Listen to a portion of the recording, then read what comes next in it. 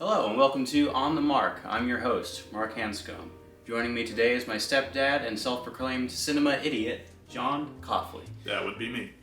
And today we're talking about the movie Wings. Came out in 1927 and was the first winner of the Best Picture. And actually, I wanted to ask you how the movie came on your radar, because you're the one who proposed the movie today. That's interesting. And as an old person, I have a bad memory, and I honestly can't remember.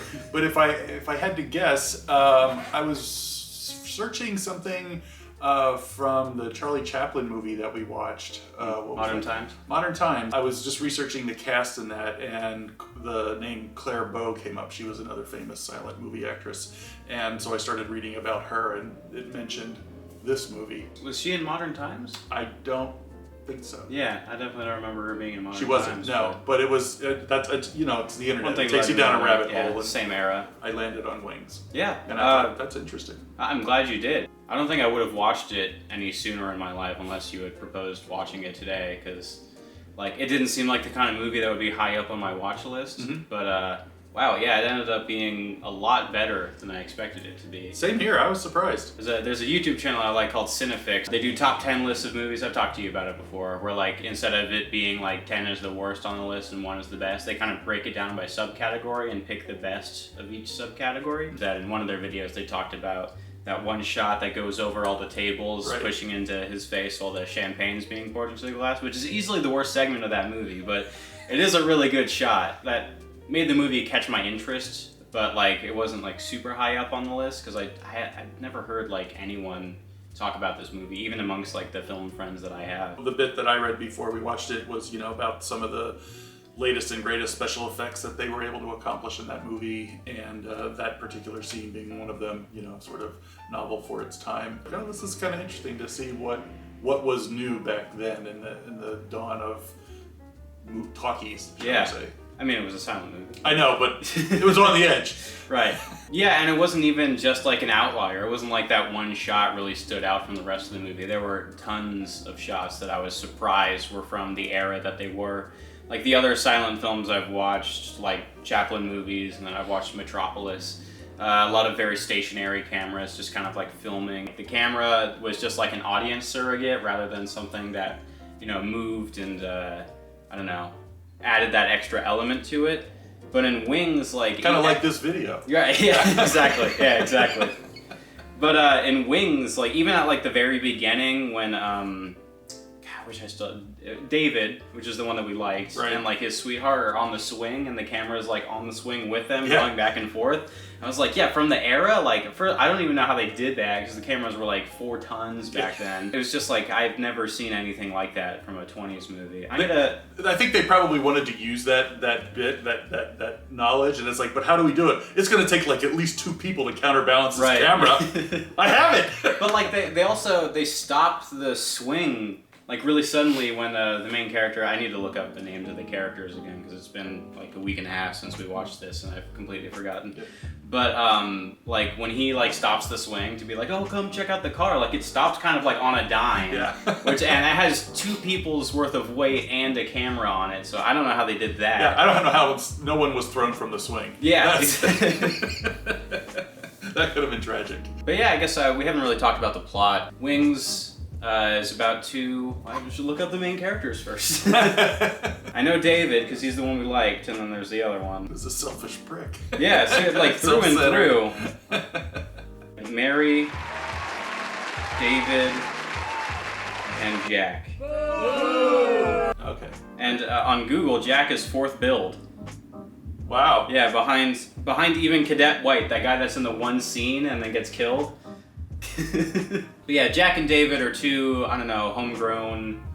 local boys. Yeah, they never specify which state, but I'm assuming Midwest? Definitely Midwest. Yeah, they enlist to join the Air Force and become pilots in World War II.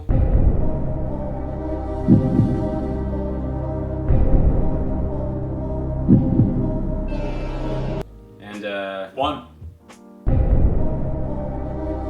World War I. World War I, right? Yeah. World War I pilots and fight the Germans, and that's basically it. It's part of the very patriotic era of movie making, I think. By Bonds. Right.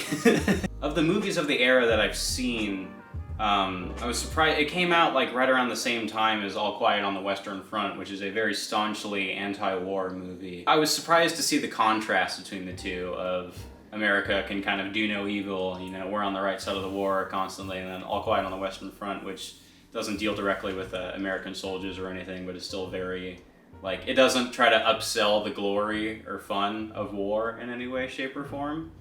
And, which is not to say that Wings is staunchly patriotic and pro-war. I think it does have some very surprisingly heavy moments, which I did not see coming, especially the ending, which we'll get to later.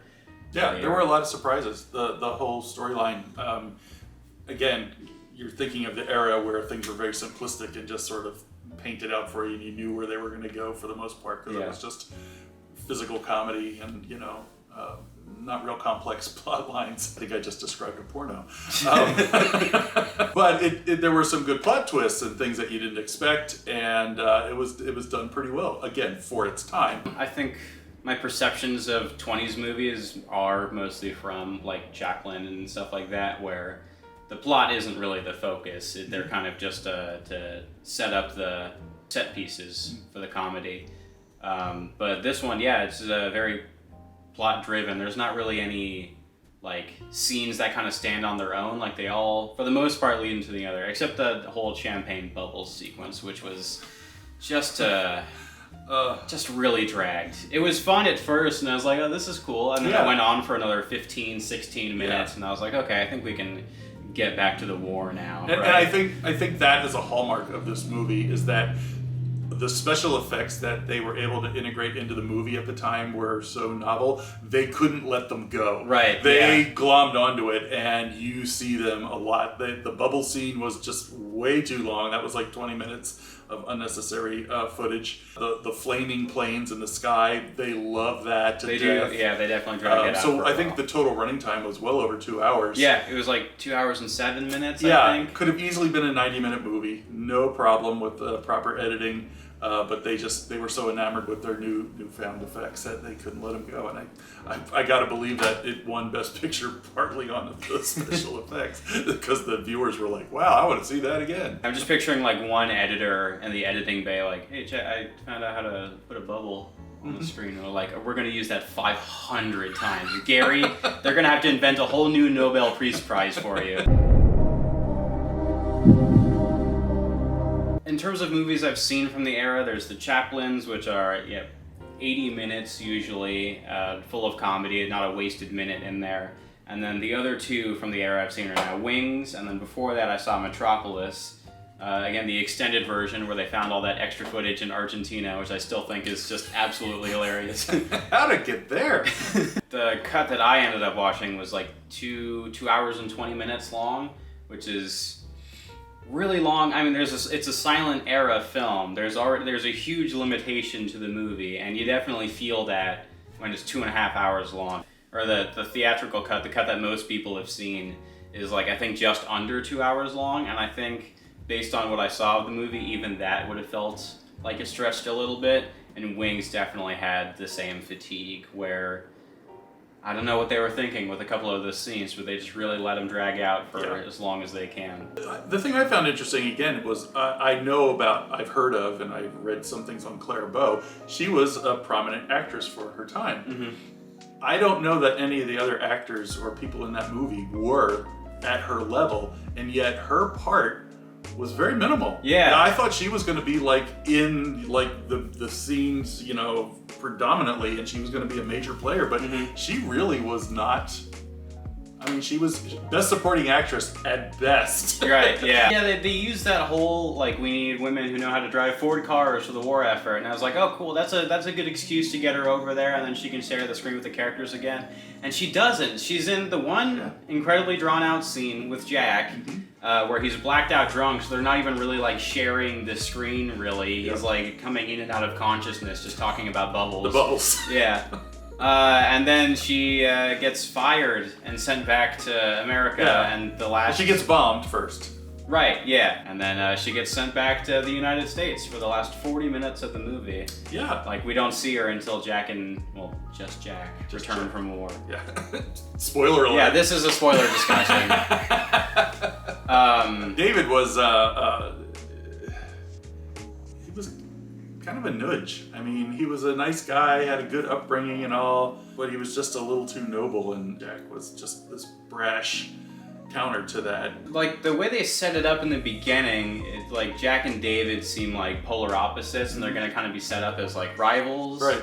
And, like, because David comes from, like, the rich family naturally, I'm like, oh, this guy's gonna, like, suck and be, like, a pansy and a coward in the war and whatnot. But then they set aside the rivalry, like, very early on in boot camp. I mean, like, it's a rivalry, but it becomes a friendly rivalry that's, like, attached with, like, a friendship, which I actually really enjoyed, because I wasn't expecting it. If Jack was a more interesting and likable character, I think it would have made it a lot more enjoyable to watch. Yeah, the lyrics from the song Happy Idiot kept going through my head whenever I saw Jack on screen. It was like, yeah, he's just kind of clueless. Yeah, and like, there's this like level of like that brashness, and like it seems like he thinks he's indestructible. Mm-hmm. And I think as a result, like the gravity of the war doesn't really kick in until, spoilers, he kills David because he thinks he's a German soldier. Right. Which, again, was just a very dark and unexpected turn for this 20s, very, not pro-war, but, you know, like very patriotic, glorious kind of portrayal of World War I. Very much surprised me. And in a very pleasant way, I think. I can see why a movie like this would win Best Picture in the day, because I haven't seen any other movie from the era that's done anything even close to that. You know, I was thinking about today even that the gratuitous amount of aerial footage and air-to-air footage, and that was pretty bold and costly for its time. Yeah. I mean, they had a lot of aircraft involved in this, and they dunked a few, and it was like they spent some money on it, and I was just amazed at the budget that they had for this film. I don't even know how they managed to crash those planes without everybody in them dying. It's pretty brutal, those hits. People had to die in the making of this film. There's no way nobody died making this film. In my cursory research, I didn't see any deaths mentioned, but I think they may have just kind of... It was not a popular thing for the studios to advertise that. It's like, that was the life of a stuntman. Right. Oh well. But in my cursory research of the movie, I found out that the actors did actually fly their own planes for their scenes. Really? Yeah. I can't remember. I think David's actor already had flying experience, and then they had to train Jack. But like, all the scenes were like they're in the plane. There's no second person flying the plane. It's actually them flying the plane, which is like... That's even more amazing. Can you imagine, again, just like the swing scene, the size of the camera in front of him, taking those, head-on shots. It's a good thing there's not a lot of obstacles in the air. You wouldn't have very good visibility. No, landing had to be fun. That's all. Man, yeah. And I also thought it was interesting in one scene where they sort of tip their hat to the chivalry between airmen, on both sides, the Germans and the Allied side.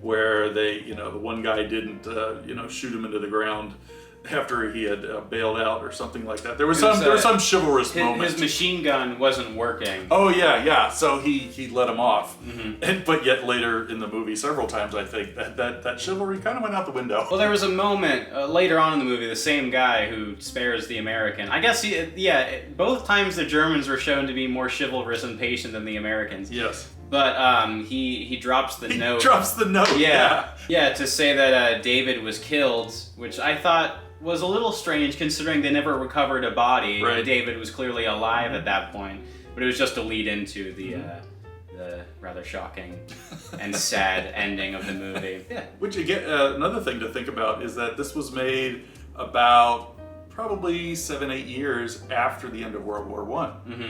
And so, that war was pretty fresh in everyone's mind. Right. And it did come off a little like, glorifying the war effort and everything. And who knew that it was just sort of a lead into World War II. But that's like, it's right on the cusp of like where that American optimism is still kind of like ingrained in society, I think. And I think that might be where the divide between this movie and All Quiet on the Western Front is. Because All Quiet on the Western Front was, I think, 34.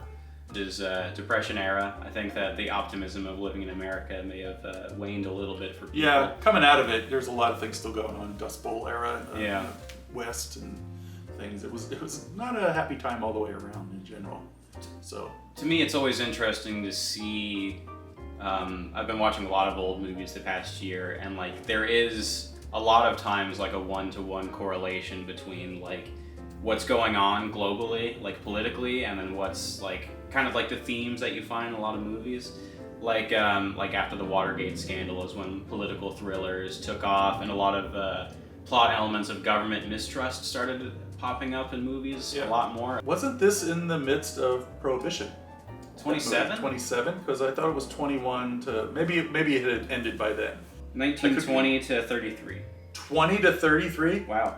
Okay, my history lessons weren't much better. Well, they were in France getting soused, so that was allowable. Right, and it took place in 1917. But that could account for the length of the bubble scene, because they were having a rollicking good time with that. People probably want to remember what it was like. Because I know there's the pre-code era of Hollywood filmmaking. Yeah, they actually, the Claire Bow scene where she's changing in behind the little screen and the people barge into the hotel room, kind of scandalous. What I read was that she was concerned that was going to put a sort of a scarlet letter on her, and she would be known for someone who's, that's the only reason she was famous is because she took her clothes off in that scene. And Nope. it's like, nope. Absolutely not. There was not the case. Nope, not at all. Actually, yeah, one of the things about Clara Bow I didn't know, the term It Girl comes from her, because she was in a movie called The It Girl, I think, something like that. That sounds familiar, but Or It, or something like that, I thought it was a pretty good movie for its era. We'll be right back after this commercial message. Have you done your part to help the war effort today? I had a sneaking suspicion, and I was correct. Yes. I forgot to turn the receiver on, so all of the audio has been recorded through the camera microphones. Oh no. Which will be fun, because this is a tester episode. It is a tester episode. So what were we talking about? You were saying overall you think it's a good movie. Yeah, overall, I thought it was a pretty good movie for its time. To get an understanding of the evolution of movie making, this is a pretty big step forward for movies in general. Absolutely. Because, again, it didn't lean on major stars in any of the roles. Claire Bow was probably the biggest in the cast, but she was so minimal part of the storyline. It really got the whole thing. Like I said, it wasn't an epic that was about this actress or that actor, and furthering their career. It was an actual, storyline that had a good story and a couple of good twists and turns and a couple of not so interesting special effects, but ahead of their time. Let's be honest. The flaming plane. Like at first, both of us were like, "Wow, that looks like really cool." I think that flaming plane got an award. I think it may have had more screen time than Clara Bow. Actually. Yeah, I think you're right. If you add it up, you could be right. But yeah, no, I'm very happy that you proposed watching this movie for our tester because, it kind of blew me away. I was surprised, first of all, at how good it still looks. Like the restoration, like the film just looks super clear. Camera movements were amazing, revolutionary. Some of the special effects, like we talked about the shadows of the planes crashing into each other. Oh yeah, that was brilliant. It was really cool. I don't know how they did that exactly, but it sells the effect really well. Yeah, models and perspective do a lot. I guess they ran out of budget to crash planes, so they just showed you the crashing coming together from a shadow perspective. It's probably a lot easier to safely fake crash one plane into the ground than it is to real crash two planes into each other. They probably already had a handful of lawsuits on their hands. No, Wanted to that didn't. minimize. You sweeping under the rug was the way of the past. There were no lawsuits back then. Yeah, we have no record of your son even existing. Uh-huh. He certainly did not work for us in any stunt capacity. And have you met Eddie here, our fixer? He'd like to have a word with you. How do we wrap? We have Do we have a rating system? Yeah, it was the off the mark, hit the mark, and on the mark, I think was what we came up with. We can workshop that a little further. No one's seeing this one. I'd say it was on the mark. I mean, Yeah. it's if you're a movie buff, this is something you should see. Again, it wasn't just a bit piece for some famous actor or actress. It was a honest to goodness effort to make a good movie. Yeah, I would say it's on the mark as well. I mean, for the first Academy Awards, first of all, sometimes you forget how old the Academy Awards are. But man, 1927, that's ridiculous. Yeah. The other thing was... That's like over 50 years old. I believe this movie shared the Best Picture with another movie. I Did think it? 2 movies got Best Picture that year. That was a question I was going to ask. What was it competing against? We should maybe someday watch those. Yeah, revolutionary for its era, at least from what I've seen. And for the most part, besides that incredibly long Bubbles sequence, I would say it holds up and holds interest. I didn't find myself nearly as bored watching it as I had feared I might be. It was interesting through and through, had really good plot points, had 2 interesting characters, and Jack, and yeah, fantastic. All right. Cool. Well, I'm Mark's stepdad. And I'm Mark, and this has been On the Mark. Cool. Next time I'll turn on the fucking receiver. Hello, it's Mark. Just finishing up editing the video here. Wanted to add in a couple things. One, the movie didn't technically share Best Picture. For some reason, during the first Academy Awards, they had one like Best Picture that was like commercial fare, and then another like Best Artistic Feature, which is weird and stupid. But they got rid of that the next year. So it didn't technically share Best Picture, but like kind of. I don't know. It's confusing. The other thing I wanted to point out was that there's one shot in Wings that's like dead on for a shot that's in Full Metal Jacket. It's when the boot camp sergeant is yelling at a person on the ground. It's the "You will not laugh, you will not cry" shot from Full Metal Jacket. And I'd be shocked if that wasn't a direct allusion from Kubrick. But yeah, that's it. Thanks for watching, and have a good day.